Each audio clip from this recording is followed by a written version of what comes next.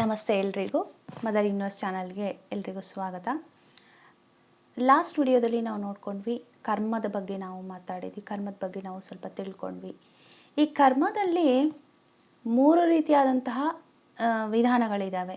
ಅಂದರೆ 3 ರೀತಿಯಾದಂಥ ಕರ್ಮಗಳು ಇರುತ್ತೆ.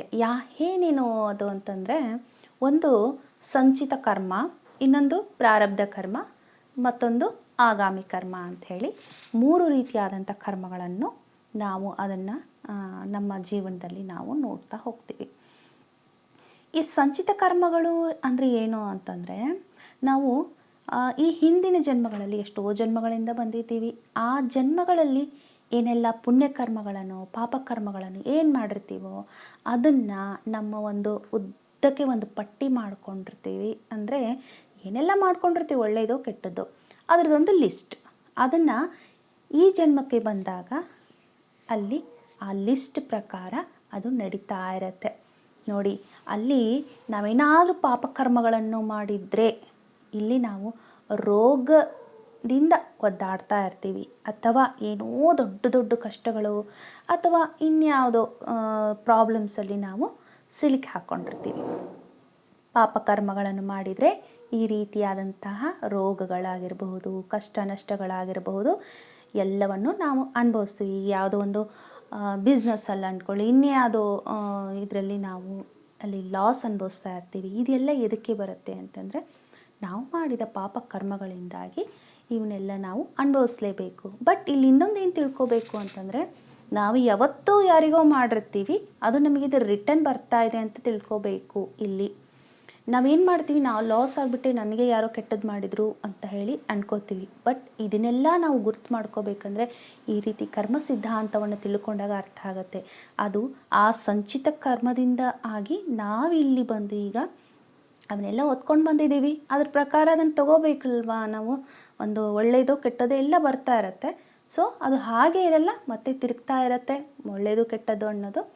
ಅಲ್ಲಿ ನಾವು ತಿಳ್ಕೊಬೇಕಂದ್ರೆ, ನನಗೆ ಇವಾಗ ಕೆಟ್ಟದಾಗ್ತಾ ಇದೆ ಅಂತಂದರೆ ನಾನು ಯಾರಿಗೂ ಇಂಥದ್ದೇ ಮಾಡಿದ್ದೀನಿ ಅಂತ ಹೇಳಿ ಅಲ್ಲಿ ನಾವು ನಿಜವಾಗ್ಲೂ ಒಪ್ಕೋಬೇಕು. ಒಪ್ಕೊಂಡು ಕ್ಷಮಾಪಣೆ, ಯಾರಿಗೆ ಏನು ತಪ್ಪು ಮಾಡಿದ್ದೀನೋ ದಯವಿಟ್ಟು ನನ್ನನ್ನು ಕ್ಷಮಿಸ್ಬಿಡಿ ಅಂಥೇಳಿ ಆ ಒಂದು 21 ಡೇಸ್ ನಾವು ಆ ರೀತಿ ಮೆಡಿಟೇಷನಲ್ಲಿ ಕೂತ್ಕೊಂಡು ಯಾರಿಗೆಲ್ಲ ಆಗಿದೆಯೇ ನನ್ನಿಂದ ಅನ್ಯಾಯ, ದಯವಿಟ್ಟು ಅವರನ್ನೆಲ್ಲ ಆಹ್ವಾನ ಮಾಡಿಬಿಟ್ಟು ಕ್ಷಮಾಪಣೆ ಕೇಳೋದು ಅನ್ನೋದು ಇರುತ್ತೆ. ಕ್ಷಮಾಪಣೆ ಸುಮ್ಮನೆ ಹೆಸರು ಕೇಳಿದರೆ ಆಗಲ್ಲ, ಅವ್ರಿಗೆ ಹೋಗಿ ಸಲ್ಲಿರಬೇಕದು. ಆ ರೀತಿಯಾಗಿ ನಮ್ಮ ಅಂತರಾಳದಿಂದ ಬರಬೇಕು. ಅವರೆಲ್ಲಿದ್ದಾರೋ ಈಗ ಗೊತ್ತಿಲ್ಲ, ಅವ್ರಿಗೆಲ್ಲ ಹೋಗಿ ಸೇರುವಂತಹ ನಮ್ಮೊಳಗೆ ಅದು ಉದ್ಭವ ಆಗಬೇಕು. ಹೌದಲ್ವಾ, ನಾನು ಎಂಥದ್ದು ಮಾಡಿರ್ಬೋದು, ನಾನು ಇಷ್ಟು ಕಷ್ಟ ಅನುಭವಿಸ್ತಾ ಇದ್ದೀನಿ ಅಂದರೆ ನಾನು ಇನ್ನೊಬ್ಬರಿಗೆ ಎಷ್ಟೋ ಮಾಡಿದ್ದೀನಿ. ನೋಡಿ, ನಮಗೆ ಇವಾಗ ಕಷ್ಟಗಳು ದೇವರು ನಮಗೆ ತೋರಿಸ್ತಾ ಇರೋದು ಬರೀ 20%. ನಾವು 100% ಅವ್ರಿಗೆ ಮಾಡಿರ್ತೀವಿ. ನಮಗೆ ಜಸ್ಟ್ ಸ್ಯಾಂಪಲ್ ನಾವೀಗ ಅನುಭವಿಸ್ತಾ ಇರೋದು. ನಮಗೇನೋ ಕಷ್ಟಗಳು ನಷ್ಟಗಳು ಇನ್ನೂ ಯಾವುದೋ ರೋಗಗಳು ಏನೇ ಆಗಿದ್ದರೆ ಇವು ಸ್ಯಾಂಪಲ್ ಒಂದು 20% ಕೊಡ್ತಾನೆ. ಇನ್ನು ತೀರಾ ಕೆಟ್ಟದಾಗಿ ಬ್ಯಾಡ್ ಕರ್ಮಗಳನ್ನು ದೊಡ್ಡದಾಗಿ ಮಾಡಿ ಬಂದಿದ್ರೆ ದೊಡ್ಡ ದೊಡ್ಡ ರೋಗಗಳೇ ಅಂತಲೇ ಈ ಒಂದು ಕರ್ಮ ಸಿದ್ಧಾಂತದಲ್ಲಿ ಹೇಳ್ತಾರೆ. ಚಿಕ್ಕ ಚಿಕ್ಕದು ಮಾಡಿದರೆ ಚಿಕ್ಕ ಚಿಕ್ಕ ರೋಗಗಳು, ಚಿಕ್ಕ ಚಿಕ್ಕ ಕಷ್ಟ ನಷ್ಟಗಳು. ದೊಡ್ಡ ದೊಡ್ಡ ಪಾಪಕರ್ಮಗಳು ಮಾಡಿದರೆ ದೊಡ್ಡ ದೊಡ್ಡ ರೋಗಗಳು, ದೊಡ್ಡ ದೊಡ್ಡ ಕಷ್ಟ ನಷ್ಟಗಳು ಇದು ಇರೋದು. ಓಕೆ, ಈ ರೀತಿಯಾಗಿ ಸಂಚಿತ ಕರ್ಮದಲ್ಲಿ ಹಿಂದಿನ ಜನ್ಮಗಳಲ್ಲೆಲ್ಲ ಏನೆಲ್ಲ ತಪ್ಪುಗಳು ಮಾಡಿರ್ಬೋದು, ಅಂದರೆ ಪಾಪಕರ್ಮಗಳು ಅಥವಾ ಪುಣ್ಯಕರ್ಮಗಳು ಮಾಡಿರೋದ್ರಿಂದ ಇಲ್ಲಿ ಅದನ್ನು ಅನುಭವಿಸ್ತೀವಿ. ಈಗ ಪಾಪಕರ್ಮಗಳು ಮಾಡೋದ್ರಿಂದ ಇವನ್ನೆಲ್ಲ ಅನುಭವಿಸ್ತೀವಿ ಅಂತ ಗೊತ್ತಾಯ್ತು. ಇನ್ನು ಪುಣ್ಯ ಮಾಡಿದರೆ ಇಲ್ಲಿ ನಮಗೆ ಒಳ್ಳೊಳ್ಳೆ ಭೋಗಗಳು ಬರ್ತವೆ, ಒಳ್ಳೊಳ್ಳೆ ಆಫರ್ಸು, ಇನ್ನು ಯಾವುದೊಂದು ಒಳ್ಳೆ ಜಾಬಲ್ಲಿ ಅಥವಾ ಇನ್ಯಾವುದೋ ನಮ್ಮ ಲೈಫಲ್ಲಿ ಬಿಸ್ನೆಸ್ಸಲ್ಲಿ ಆ ಭೋಗಗಳು ನಾವು ಸುಮ್ಮನೆ ಇದ್ದರೂ ಕೂಡ ಬಂದು ನಮಗೆ ಒದಗ್ತಾ ಇರುತ್ತೆ. ಅದನ್ನು ಆ ಪ್ರಾಪ್ತಿ ಇರುತ್ತೆ ನಮಗೆ, ಅಷ್ಟು ಭೋಗಗಳನ್ನು ಅನುಭವಿಸೋದು. ನಾವೇನೂ ಮಾಡಿಲ್ಲ ಅಂದರೂ ಕೂಡ ಯಾರೋ ಬಂದು ತೊಗೊಳ್ರಿ ನಿಮಗೆ ಅಂತೇಳಿ ತಂದಿದ್ದೀನಿ ಅಂತ ಗಿಫ್ಟ್ ಥರ ಕೊಡ್ತಾರೆ, ಇನ್ನೇನೋ ಬನ್ನಿರಿ ಅಂತ ಕರೀತಾರೆ, ಇನ್ಯಾವುದಕ್ಕೋ ಸೇರ್ಕೊಂಡಿರ್ತೀವಿ, ಅಲ್ಲಿ ನಮಗೆ ಸಾಕಷ್ಟು ಭೋಗಗಳು ಸಿಗ್ತವೆ. ಅಂದರೆ ಅಷ್ಟು ಪ್ರಾಪ್ತಿಯಾಗಿ ನಮಗೆ ರೆಡಿ ಇರುತ್ತೆ. ಸುಮ್ಮನೆ ಏನಪ್ಪ ನಾನು ಏನೂ ಮಾಡಿಲ್ಲ, ನಾನು ಒಂದೇ ಸರಿ ಇಷ್ಟು ಬೆಳೆದ್ಬಿಟ್ನಲ್ಲ ಅಂತ ಒಂದೊಂದು ಸರಿ ಅನಿಸುತ್ತೆ.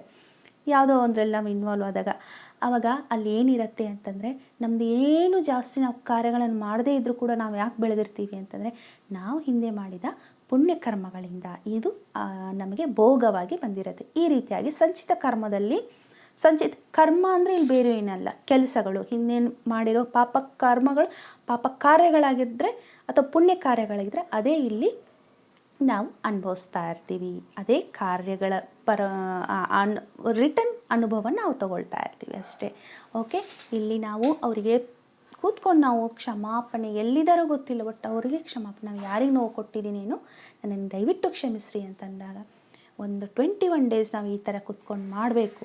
ಕರ್ಮದೇವತೆ ಧರ್ಮ ದೇವತೆಗಳನ್ನು ಆಹ್ವಾನ ಮಾಡಿಬಿಟ್ಟು, ಗುರುಗಳನ್ನ ಆಹ್ವಾನ ಮಾಡಿ, ನನ್ನ ಕರ್ಮದೇವತೆಗಳೇ ನಾನು ಯಾರಿಗೆ ತಪ್ಪು ಮಾಡಿದರೆ ಗೊತ್ತಿಲ್ಲ, ಅವ್ರಿಗೆ ಹೋಗಿ ಮುಟ್ಲಿ, ನನ್ನಿಂದ ತುಂಬಾ ತಪ್ಪಾಗಿದೆ, ದಯವಿಟ್ಟು ಕ್ಷಮಿಸಿ ಅಂತ ಹೇಳಿ ಕೇಳ್ಕೋಬೇಕು. ಒಂದು 21 ಡೇಸ್ ನಾವು ಇವಾಗ ಪಡ್ತಾ ಇರೋ ನೋವು ನಮ್ಗೆ ಎಷ್ಟು ಅನ್ನೋದು ನಮ್ಗೆ ಗೊತ್ತಿರುತ್ತೆ. ಇದ್ರ ಇನ್ನೂ ಈ 20% ಇದ್ರದ್ದು 80% ಆ್ಯಡ್ ಮಾಡಿದರೆ 100% ಅವ್ರಿಗೆ ನಾನು ಎಂಥ ನೋವು ಕೊಟ್ಟಿರ್ಬೋದು ಅಂತ ಅದನ್ನು ಊಹೆ ಮಾಡಿಕೊಂಡು ಆ ನಿಟ್ಟಿನಲ್ಲಿ ನಾವು ಕ್ಷಮೆ ಕೇಳಬೇಕು. ಪಾಪ ಅಲ್ವಾ ಅಂತ ನಮ್ಮೊಳಗೆ ಬಂದಿರಬೇಕು. ಅದು ಒಂದೊಂದು ಸಲ ಕೇಳುವಾಗ ಹೇಗಿರುತ್ತೆ ಅಂದರೆ ಕಣ್ಣಾಗ ನೀರು ಬರ್ತಾ ಇರುತ್ತೆ. ಅದು ಬರಬೇಕು. ಕರ್ಮದೇವತೆ ಧರ್ಮದೇವತೆಗಳು ಅದನ್ನು ನಮ್ಮನ್ನ ಅಬ್ಸರ್ವ್ ಮಾಡ್ತಾ ಇರ್ತಾರೆ. ಇವರು ಯಾವ ಒಂದು ನಿಟ್ಟಿನಲ್ಲಿ ಕೂತ್ಕೊಂಡು ಅಂತರಾಳದಿಂದ ಕೇಳ್ತಿದ್ದಾರೆ ಎಲ್ಲ ಅವರು ಅಬ್ಸರ್ವ್ ಮಾಡ್ತಾರೆ. ಪ್ರತಿಯೊಂದು ನಮ್ಮ ಅಂತರಾಳನೆಲ್ಲ ಅವ್ರನ್ನ ಅಬ್ಸರ್ವ್ ಮಾಡ್ತಾ ಇರ್ತಾರೆ. ಸೊ ನಿಜವಾಗ್ಲೂ ನಾವು ಕೇಳಿದ್ದೆ ಆದರೆ ಖಂಡಿತ ಅಲ್ಲಿ ಎಷ್ಟೋ ನಮಗೆ ಆ ಒಂದು ಕೆಟ್ಟದ್ದು ಆಗಬೇಕಾಗಿರುತ್ತೆ, ಅಥವಾ ನೋವು ದುಃಖ ರೋಗಗಳು ಏನೋ ಅನುಭವಿಸ್ಬೇಕಾಗಿರುತ್ತೆ. ಅಲ್ಲಿ ಸ್ವಲ್ಪ ಮಟ್ಟಕ್ಕೆ ಅನುಭವಿಸಿ ಅಲ್ಲಿ ಸ್ಟಾಪ್ ಆಗುತ್ತೆ. ಯಾಕೆ? ಇಲ್ಲಿ ಕ್ಷಮೆ ಕೇಳೋದ್ರಿಂದ. ಕರ್ಮ ಅನುಭವಿಸೋದೇ ಏನು ಮಾಡೋಕ್ಕಾಗಲ್ಲ, ಅನುಭವಿಸೋದ್ರಲ್ಲಿ ಕಡಿಮೆ ಪ್ರಮಾಣದಲ್ಲಿ ಅನುಭವಿಸಿ ದೊಡ್ಡ ದೊಡ್ಡ ರೋಗ ಬರ್ಬೋದಾಗಿತ್ತೇನೋ, ಇಲ್ಲಿ ಸ್ವಲ್ಪರಲ್ಲಿ ಸ್ಟಾರ್ಟಿಂಗಲ್ಲಿ ಅದು ಪೂರ್ತಿ ಹಾಯಾಗಿ ಆರೋಗ್ಯಯುತರಾಗಿರ್ತಾರೆ. ಈ ರೀತಿಯಾಗಿ ಹೇಳ್ತಾ ಇದ್ದೀನಿ. ಓಕೆ, ಇನ್ನು ದೊಡ್ಡ ನಷ್ಟ ಆಗಬೇಕಾಗಿತ್ತು, ಕಡಿಮೆ ಪ್ರಮಾಣದಲ್ಲಿ ಯಾರೋ ಬಂದು ಹೆಲ್ಪ್ ಮಾಡಿ, ಹಿಂಗಲ್ಲ ಸರ್ ಹಿಂಗೆ ಮಾಡಿ ಅದು ಬೇಡ ಅಂದ ಅಲ್ಲಿ ನಮ್ಮದು ಆ ಕರ್ಮ ಬ್ಯಾಡ್ ಕರ್ಮ ಬರೋದನ್ನು ತಡೆಗಟ್ಟುವಂಥದ್ದು. ಯಾಕೆ ಅಂದರೆ ನಾವು ಕ್ಷಮಾಪಣೆ ಕೇಳೋದ್ರಿಂದ. ಓಕೆ, ಇನ್ನು ಯಾವುದೋ ನಮಗೆ ದೊಡ್ಡ ಕಷ್ಟ ಆಗ್ಬೋದಾಗಿತ್ತು, ಯಾರೋ ಬಂದು ಆ ಕಷ್ಟನನ್ನು ಪಡೋದು ನೋಡಿ ಅವರು ನಮಗೆ ಹೆಲ್ಪ್ ಮಾಡ್ತಾ ಇರ್ತೀವಿ. ಇದು ನೋಡಿ ಸಂಚಿತ ಕರ್ಮದಿಂದ ಇಲ್ಲಿ ನಾವು ಅನುಭವಿಸ್ತಾ ಇರ್ತೀವಿ. ಇದು ಸಂಚಿತ ಕರ್ಮದಿಂದ. ಪುಣ್ಯಕರ್ಮ ಮಾಡಿದರೆ ಈ ರೀತಿ ಅಂದರೆ ಒಳ್ಳೊಳ್ಳೆ ಭೋಗಗಳು ಬರ್ತವೆ.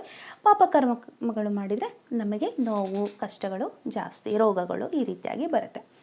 ಸೊ ನೆಕ್ಸ್ಟು ಏನು ಅಂತಂದರೆ ಪ್ರಾರಬ್ಧ ಕರ್ಮ. ಈಗ ನಾನು ಹೇಳಿದ್ನಲ್ವ, ಇದು ಒಂದೇ ಸಂಚಿತ ಕರ್ಮ ನೋಡ್ಕೊಂಡು ಬಂದ್ವಿ, ಅಲ್ಲಿ ಮಾಡಿದ್ದನ್ನು ಇಲ್ಲಿ ಅನುಭವಿಸೋದು. ಈಗ ಪ್ರಾರಬ್ಧ ಕರ್ಮ ಅಂತಂದರೆ ಏನು? ನಾವು ಹಿಂದೆ ಎಲ್ಲ ಯಾವುದೋ ಜನ್ಮಗಳು ಹುಟ್ಟಿ ಸತ್ತು ನಾವು ನೆಕ್ಸ್ಟ್ ಇನ್ನೊಂದು ಜನ್ಮ ತಗೊಳ್ಳುವಾಗ ಆ ಲಿಸ್ಟ್ ಏನು ರೆಡಿಯಾಗಿರುತ್ತಲ್ವ, ಆ ಲಿಸ್ಟಲ್ಲಿ ಪುಣ್ಯ ಪಾಪ ಕರ್ಮಗಳು ಅಂದರೆ ಅನುಭವಿಸ್ಬೇಕಾಗಿರೋದಂತ ಇಲ್ಲಿ ಬಂದು ಅದನ್ನು ಅನುಭವಿಸ್ತಾ ಇರ್ತೀವಲ್ವ, ಆ ಸಮಯಕ್ಕೆ ನಾವು ವರ್ತಮಾನದಲ್ಲಿ ಅನುಭವಿಸ್ತಾ ಇರ್ತೀವಿ. ಅದನ್ನು ನಾವು ತೆಗೆದುಕೊಂಡು ಇಲ್ಲಿ ಒಂದು ರೋಗ ಅನುಭವಿಸಿದ್ರೆ ಆ ಪಾಪ ಕರ್ಮಗಳನ್ನು ಈಗ ನನ್ನ ಟೈಮಿಗೆ ಬಂದುಬಿಡ್ತು ಅಂತಂದರೆ ಪ್ರಾರಬ್ಧ ಕರ್ಮ, ಪ್ರಾರಬ್ಧ ಸರಿಯಾಗಿ ಬಂದಿದೆ ಅಂತ ಅರ್ಥ. ನಮಗೆ ನೋವುಗಳು ಕಷ್ಟಗಳು ರೋಗಗಳು ಇವೇನೇ ಬಂದರೂ ಪ್ರಾರಬ್ಧವಾಗಿ ನಾನು ಅನುಭವಿಸ್ತೀನಿ ಅಂತ ಹೇಳಿ ನಮ್ಗೆ ಅರ್ಥ ಆಗ್ತಾ ಇರತ್ತೆ. ಅಥವಾ ಒಳ್ಳೊಳ್ಳೇದು ಬಂದಾಗ ನನ್ನ ಟೈಮ್ ಬಂತು, ನಾನೇನೋ ಒಳ್ಳೇದು ಮಾಡಿದ್ದೀನಿ, ಈಗ ನಾವು ಅನುಭವಿಸ್ತಾ ಇರೋದು ಪ್ರಾರಬ್ಧವಾಗಿರುತ್ತೆ. ಪ್ರೆಸೆಂಟಲ್ಲಿ ನಾವು ಅನುಭವಿಸ್ತಾ ಇರೋದು ಪ್ರಾರಬ್ಧವಾಗಿರುತ್ತೆ. ಕಷ್ಟನೋ ಸುಖನೋ ಏನು ಅನುಭವಿಸ್ತಾ ಇದ್ದೀವಿ ಅದು ಈ ವರ್ತಮಾನದಲ್ಲಿ ಅನುಭವಿಸ್ತಾ ಇರೋದನ್ನು ಪ್ರಾರಬ್ಧ ಕರ್ಮ ಅಂತ ಹೇಳ್ತಾರೆ. ಕರ್ಮ ಅಂದರೆ ಕೆಟ್ಟದ್ದು ಒಳ್ಳೆಯದು ಅಂತ ಅಲ್ಲ, ಎರಡನ್ನೂ ಸೇರಿದ್ರೇ ಕರ್ಮ. ಒಂದು ಕೆಲಸ, ಒಂದು ಕ್ರಿಯೆ ಅಂತಾರೆ. ಕರ್ಮಕ್ಕೆ ಒಂದು ಕೆಲಸ ಅಥವಾ ಕ್ರಿಯೆ ಅಂತ ಅಂದ್ಕೊಳ್ಳಿ. ಅದು ಒಳ್ಳೆಯ ಕರ್ಮದಿಂದ ಕೆಟ್ಟ ಕರ್ಮದಿಂದ ಪುಣ್ಯಕರ್ಮ ಪಾಪಕರ್ಮ ಎರಡನ್ನೂ ತೆಗೆದುಕೊಂಡು ಬಂದಿರ್ತೀವಿ. ಇಲ್ಲಿ ನಾವು ಅದನ್ನು ಅನುಭವಿಸ್ತಾ ಇರ್ತೀವಿ. ಓಕೆ, ಈ ರೀತಿಯಾಗಿ ಪ್ರಾರಬ್ಧ ಕರ್ಮ ಕೆಲವೊಂದು ಸಮಯದಲ್ಲಿ ದೊಡ್ಡವರೆಲ್ಲ ಹೇಳ್ತಾರೆ, ಈ ಎಲ್ಲ ನಾನು ಪ್ರಾರಬ್ಧ ಕರ್ಮ ಇಂಥದನ್ನು ಅನುಭವಿಸ್ತಾ ಇದ್ದೀನಿ ನಾನು ಅಂತಾರಲ್ಲ. ರೆಡಿಯಾಗಿ ಬಂದಿರ್ತೀವಿ. ಓಕೆ, ನಾನು ತಪ್ಪು ಇಲ್ಲಿ ಹೇಗೆ ಅಂತಂದರೆ, ಇನ್ನು ನಾನು ಹೇಳೋದು ನಿಮ್ಗೆ ಅರ್ಥ ಆಗುತ್ತೋ ಇಲ್ಲೋ ಗೊತ್ತಿಲ್ಲ. ನಾವೊಂದು ಆತ್ಮದ ಒಂದು ಪುಸ್ತಕದಲ್ಲಿ ಓದಿದ್ದು, ಆತ್ಮದಂದರೆ ಸತ್ಯ ಪಯಣ ಅನ್ನೋ ಒಂದು ಪುಸ್ತಕದಲ್ಲಿ ಏನಿದೆ ಅಂತಂದರೆ, ಅದು ಅವ್ರಿಗೆಲ್ಲ ಮಹರ್ಷಿಗಳು ಬಂದು ಚಾನಲಿಂಗಾಗಿ ಬರೆಸಿರುವಂಥ ಪುಸ್ತಕ ಒಬ್ಬರು ಮೇಡಮ್ಗೆ. ಅದು ಹೇಗೆ ಅಂತಂದರೆ ನೋಡಿ, ನಾವು ಒಂದು ಸರಿ ಸತ್ತು ಮೇಲೆ ಹೋದ್ಮೇಲೆ ಅಲ್ಲಿ ನಮ್ಮದೆಲ್ಲ ಪ್ರಣಾಳಿಕೆನೇ ಹಾಕ್ಕೊಂಡಿರ್ತೀವಿ ನಾವು. ಅದ್ರ ಪ್ರಕಾರ ಇಲ್ಲಿ ನಡೀತಾ ಇರುತ್ತೆ. ಓಹೋ, ನಾನಿಂದ ಲಿಸ್ಟ್ ಗೊತ್ತಾಗ್ಬಿಡತ್ತೆ, ನಾನು ಏನು ಪುಣ್ಯ ಮಾಡ್ಕೊಂಡು ಬಂದಿದ್ದೀನಿ, ಏನು ಪಾಪ ಮಾಡ್ಕೊಂಡು ಬಂದಿದ್ದೀನಿ ಅಂತ. ಆತ್ಮಸ್ವರೂಪದಲ್ಲಿ ಇರ್ತೀವಿ, ಇಲ್ಲಿ ದೇಹ ಸ್ವರೂಪಿಗಳಾಗಿರ್ತೀವಿ ಮತ್ತು ಆತ್ಮನೂ ಇರುತ್ತೆ.